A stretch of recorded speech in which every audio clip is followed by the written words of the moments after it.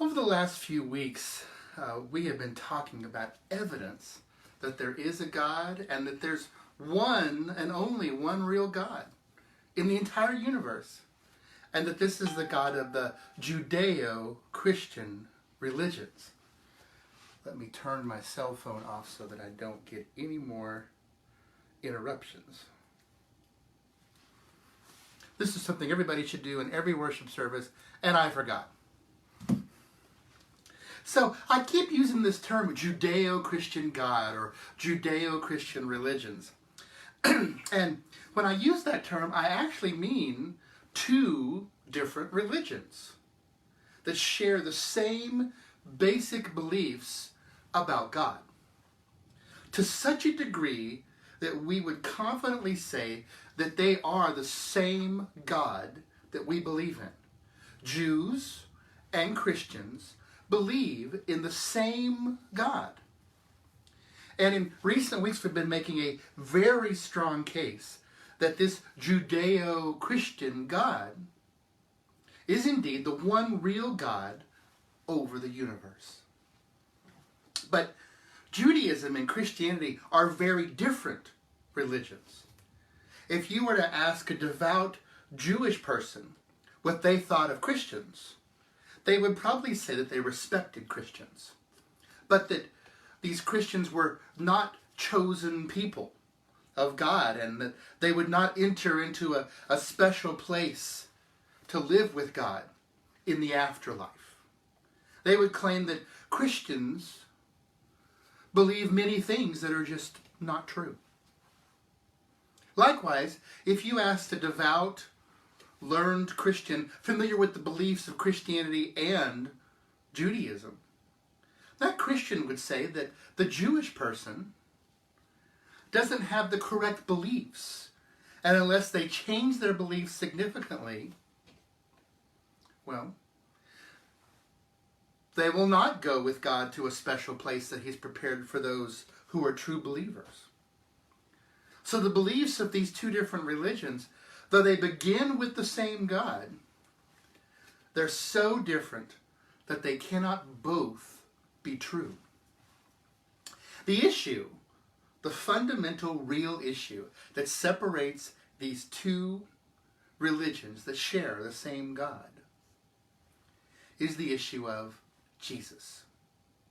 Is Jesus, the Son of God, come down to be the Messiah that the old Jewish manuscripts prophesy?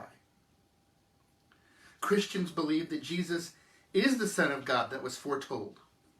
And Jews believe that Jesus was not the Son of God, but was blasphemous and a heretic.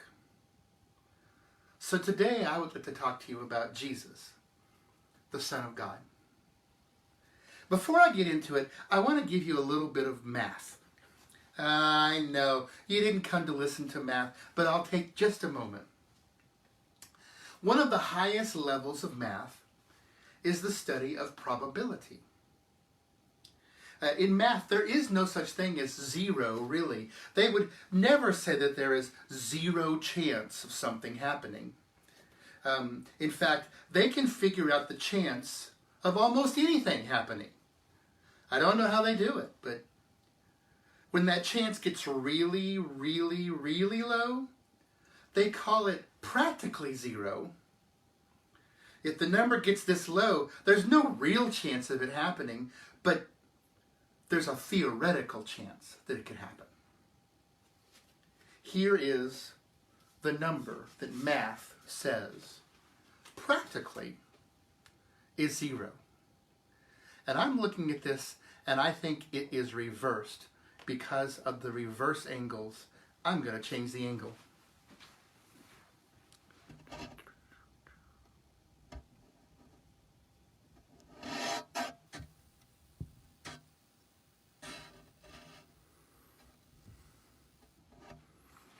Now, aha, this is the way it's supposed to look. I'm just making all kinds of mistakes today. I hope you can read this. This is 1 times 10 to the negative 50th power. It's a very small number. And when mathematical probability hits this number, it's practically zero. It's not really going to happen. But there is a theoretical chance that it could. This is the magic number. So, for example, there is a chance that gravity is not real. Did you know that? There's a chance that gravity is not real. Even though it feels like it is, it feels real and it's been tested for hundreds of years, but there is a chance that it could be false. That number, by the way, the chance of it being zero, that it's not real, is this number. So in reality, we know gravity is real and we know it. But someone could do fancy math and calculate just the odds of it not being wrong. So let me jump to a completely, I'll come back to this, but let me jump to a completely different topic and talk to you about the CIA. This is one of the 2 or 3 best spy organizations in the history of the world. And they have secret agents all over the world spying on the activities of different countries. Now, from time to time, they need to have a spy meet up with another spy. And maybe to pass on an important message or get some information from a spy. These spies that would meet up, they wouldn't know each other, of course. And so they devised a foolproof way. A foolproof way to know if the other person was an actual spy. They had 6 things that they would say or do or wear or something unique that they would both recognize. They figured out that if they had just 5 things that someone could fake being a spy and capture them perhaps. And that if they had 7, well, that wasn't necessary. That just wasn't necessary. 6 was the perfect number. So there would be 6 different things used to identify the spy. And we would never have a problem because, in fact, the spy organization has been around for over 80 years and they've used this and it has a 100% success rate. It's never failed. So here's an example, like to meet a spy, they would put on a red baseball cap at exactly 4:12 p.m. And then they would fan themselves with a magazine at 4:13. And then they would sit down and take off a shoe and rub their foot for 1 minute. Then they would stand up and turn a full circle and stretch their arms over their head. Something crazy like that. And if a person did all those things in the right order, then you knew that they were the right person. Very hard to fake. So with those 2 things in mind, the CIA says it takes 6 things to know for certain who a person is. And math says that if the probability hits below this number, it can't be wrong.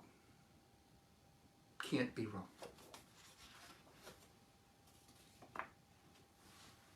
So, are there 6 things that we could use to show that Jesus is the Son of God? In fact, since we're asking such a crucial, important question, let's make it even harder than what the CIA wants. Let's make it 7. No, let's go even one more. Let's make it 8 things. 8 things unique to the Son of God that Jesus did. And let's go even further and let's make it 8 things that Jesus could not have had a direct hand in doing. Like something maybe that would take place when he was a baby or being born or very early in life when he had no control over anything that was going on. This way there could be no way for him to force it to happen. Now then, I want you to know, we can find 8 such prophecies written in the Old Testament hundreds of years earlier, and yet somehow Jesus managed to fulfill all 8 of those prophecies. Now, sometimes when you hear that word prophecy, you think of some vague set of words that could be true almost every day, even in this room perhaps. For example, someone in this room is going through a hard time. Well, if you got 10 people in the room, there's probably somebody going through a hard time. Or someone in this city is very happy right now. Well, of course there is. That's not a good prophecy. So let me pretend with you for a moment this morning that you are all on a jury in a trial. I'm the attorney trying to prove that Jesus is the Messiah, the Son of God. Let's see if I can exceed the standard of the CIA and go beyond all reasonable doubt of a simple American jury system.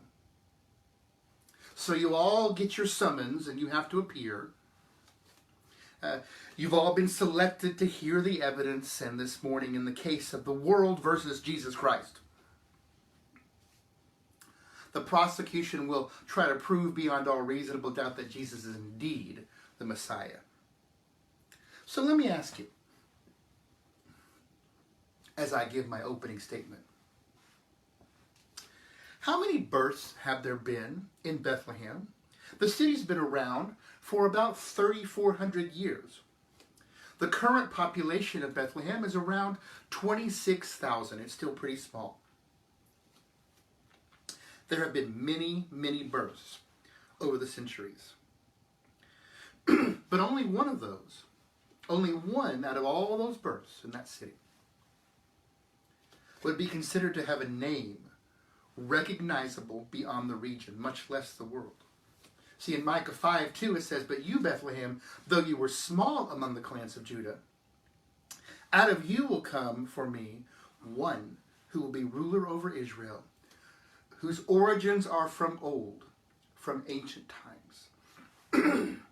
Matthew 2, verses 1 through 6, that whole passage describes the fact that, and scholars all agree that it says that the Messiah has to be born in Bethlehem. Big deal, because many people have been born in Bethlehem. And yes, there's only one person born in Bethlehem that really has become very famous. But the prophecy doesn't just say they have to be born in Bethlehem, but they also have to be born of the line of King David and the tribe of Judah. So you see, they have to be born in Bethlehem. They have to be a distant relative of King David, one of the early kings of Israel, and from the tribe of Judah. I wonder, of those many births in Bethlehem, how many would there be born in Bethlehem that had lineage traceable to King David and the tribe of Judah? Well, the answer is, debatably, because some of the records aren't that good, but around 20. 20 people in all of the history of that little town could say that they were born in Bethlehem, that they came from the line of David, and that they were also of the line of Judah. Now then, of those 20, because we're narrowing it down, 20 in all of history, how many of those 20 moved to Egypt within their first year of birth? First three things set, and now they move to Egypt in their first year of birth. See, Hosea 11:1 says, "When Israel was a child, I loved him, and out of Egypt I called my son." Matthew 2, verse 14 through 16 says, "So he got up, took the child and his mother during the night, and left for Egypt, where they stayed until the death of Herod. And so was fulfilled what the Lord had said through the prophet, 'Out of Egypt I called my son.' When Herod realized that he had been outwitted by the Magi, he was furious, and he gave orders to kill all the boys in Bethlehem and its vicinity, all who were 2 years old and under, in accordance with the time he had learned from the Magi.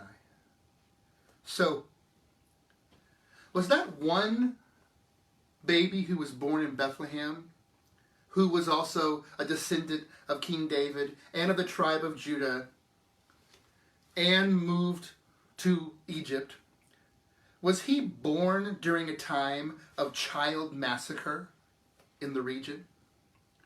The answer is yes.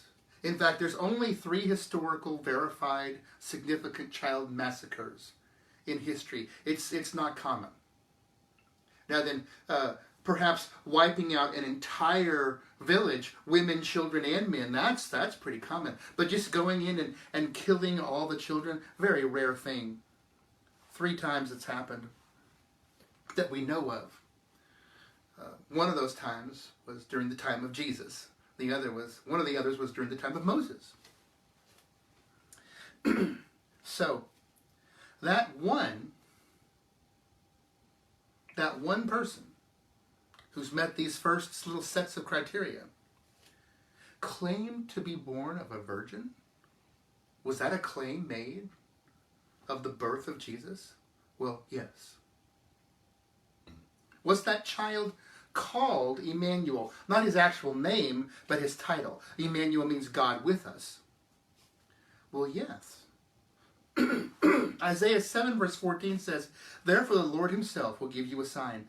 The virgin will be with child and will give birth to a son, and we will call him Emmanuel."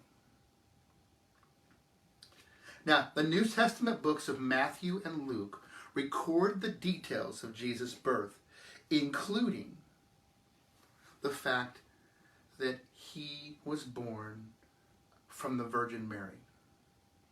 There was prophecies of that about 700 years before that in the book of Isaiah, saying that he would be born of a virgin and he would be the Son of God. Later, Jesus, in fact, was that, and he did say that if you've seen me, you've seen the Father. The Father and I are one. Who do you say that I am? And his disciples said, "You are the Christ, the promised Messiah." So, he was born in Bethlehem, that's one. From the town of Nazareth, I didn't even talk about that one, but he was born in Bethlehem, but he wasn't from the town of Bethlehem. His family came from Nazareth. His name would be famous beyond that region. Check. Lived in Egypt. In the line of King David, from the tribe of Judah. Born during a historically verifiable child massacre. He was called Emmanuel, and he was born of a virgin. Oops, I made a mistake. I gave you 9 things instead of 8. So, ladies and gentlemen of the jury, there's only one person who fits the title.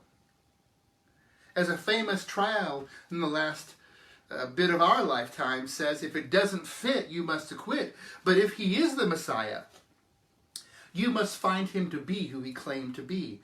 Make no mistake, he claimed to be the Messiah. But many people over the centuries have claimed to be the Messiah. In fact, this is a common Jewish argument that, well, there's been lots of people who have claimed to be the Messiah. But let me ask you, of these hundreds of people who've claimed to be the Messiah, how many of them do you think were born in Bethlehem, from the town of Nazareth, lived in Egypt early in childhood, having been born in Bethlehem? I wonder how many. What makes this guy, Jesus, more reliable than LeBron James? Beside the fact that LeBron James wasn't born in Bethlehem, from the house of David, a citizen of Nazareth, having spent time growing up in Egypt, and he wasn't born from a virgin either. Well, perhaps we need to call some credible witnesses that could help. Who would testify that he was the Messiah? Well, I have a witness list of people who could testify that they saw things that proved to them that Jesus was indeed the Messiah. People like Peter, Paul, Mary, Lazarus, Zacchaeus, John the Baptist, Cornelius, Thomas. In fact, let's just call all 12 of his disciples. All of these eyewitnesses, if we were to be able to call them magically today, they would all agree that Jesus is who he claimed to be. The Messiah, the Son of God. But what about the math? What about the math? What about this magic number here? What are the odds of someone fulfilling just these 8 basic prophecies? Well, the number is not quite this small. The number is this. Now then, this number is not as small as this one. So this one isn't practically 0, but the number is pretty small. This is the number we're talking about right here. See, 0 point, and then I got 17 zeros and a 1. This is a really small number. In fact, I would dare say that if we're talking about beyond a reasonable doubt, this number gets it. This is the chance that someone could fulfill those 8 prophecies and not be the Messiah. He was the Messiah. But it's not 0, is it? But wait, because there's more than 8 prophecies about the birth, the life, the ministry, the death, the resurrection of Jesus. There's more than 8. In fact, if we were to just take the 47 prophecies that are so clear that they would prove very difficult to not know exactly what they mean, well, what would the chances of that be? That he's not the Messiah. This number. And then if you notice here, this number is way smaller than this one. This isn't just 7 times smaller. This is 7 extra zeros in the number. This is a way smaller chance. This is 0. This is the chance of one person actually fulfilling all 47 prophecies that only the Messiah would fill.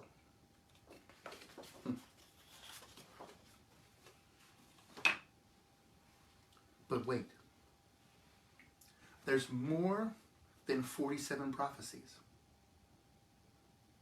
of the birth, life, ministry, death of the Messiah. There are in fact 456 prophecies, all fulfilled in Jesus. Now, what's that number look like?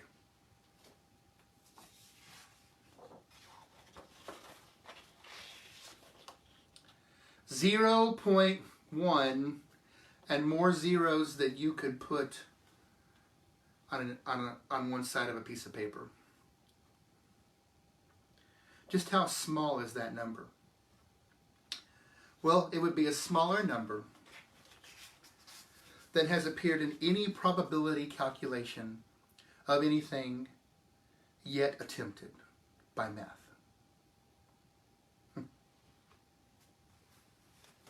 I think we meet the CIA test. Even the CIA test with the little extras that I added. I think we meet the test of mathematics too, don't you? There's 0 chance he's not the Messiah. And I believe if you had to actually vote like you would if you were really on a jury, based on this evidence, you would have to find him guilty.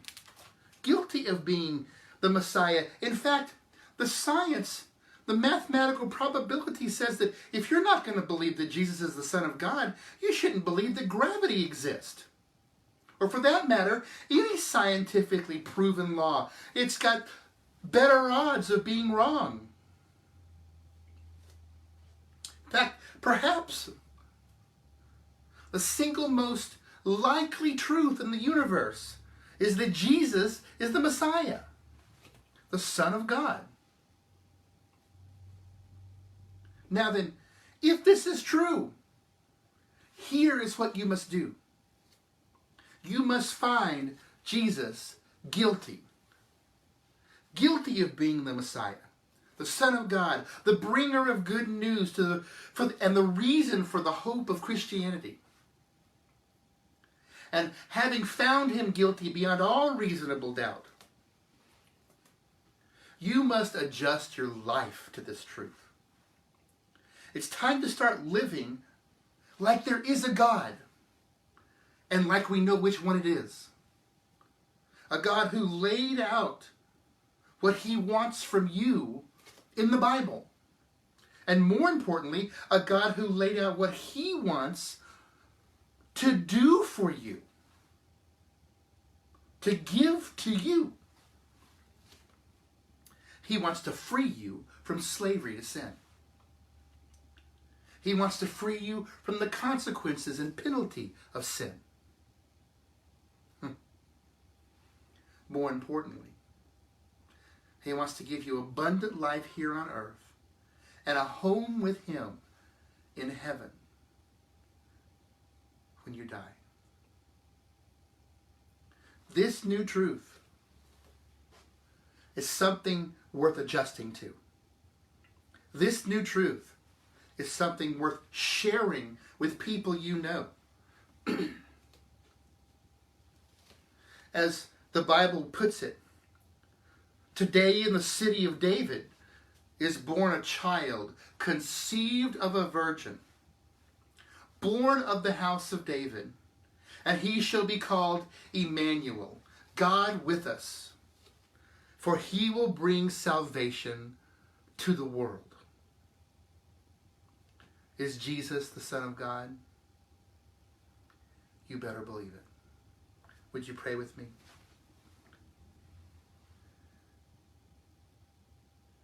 God, you have proven yourself from the prophecies of old, that just as you said you would do, you sent Jesus to be the Messiah for the world, the Son of God come down to bring us salvation. And we thank you for that. God, sometimes we live our lives as if we don't think that's true. Help us to begin to adjust our lives to this incredibly powerful truth and begin to live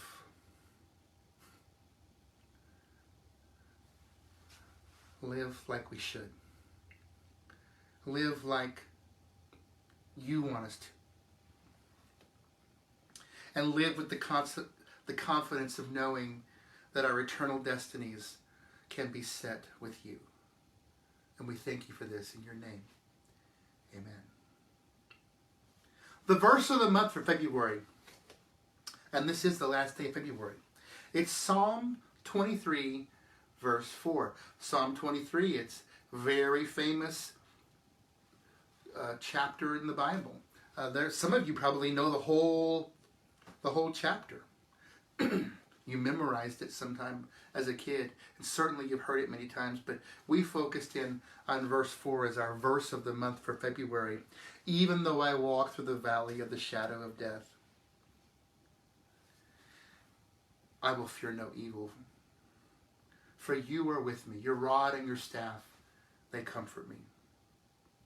Now then, the verse for March, which starts tomorrow, by the way, is Joshua 1:9. And I'm going to do it out of the New American Standard, the NASB. It says in Joshua 1 verse 9, this is our verse for March. Have I not commanded you? Be strong and courageous. Do not tremble or be dismayed, for the Lord your God is with you wherever you go. Let me read that again to you. It's Joshua 1:9. Have I not commanded you? Be strong and courageous. Do not tremble or be dismayed, for the Lord your God is with you wherever you go. It's a great verse of encouragement for someone who is feeling fear and anxiety. You can tell them, don't tremble and be dismayed, for the Lord your God is with you wherever you go.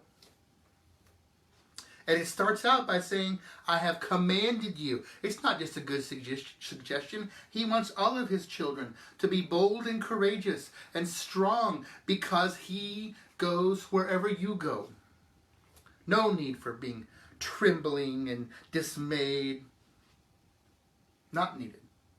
Now then, next Sunday, we will have a face-to-face service again at our church plant at 10:45 a.m. in the worship center. I'm looking forward to seeing you guys again. Now then, because of COVID and the horrible winter storm that some of you are still trying to recover from, spring break is upon us here very soon. We're going to wait till the first Sunday of April to begin meeting again every week. We talked about perhaps starting that after this next Sunday. But we're going to meet next Sunday, the first Sunday of March, and then we're going to start the first Sunday of April, meeting every week from then on. By the way, that Sunday, the first Sunday of April, is Easter Sunday. That's the perfect week to begin new things. That's the weekend that we will begin Celebrate Recovery. That same weekend, the Saturday before Easter. The Thursday night before Easter, in some denominations they call that Monday, Thursday. We will begin our evidence class that week. So, Easter Sunday will mark our return to weekly meetings in our worship service. I'm looking forward to that. It'll make Easter, which is already special enough, it will make it double special. That's when we're going to plant our flag and say, from here on, we intend to meet in our facility on Sundays at 10:45. So that's our plan. I look forward to seeing you next Sunday, 10:45, in our facility, and then starting in April, moving forward, we'll continue to do that. God bless you. Have a great and safe week. I look forward to seeing you next week.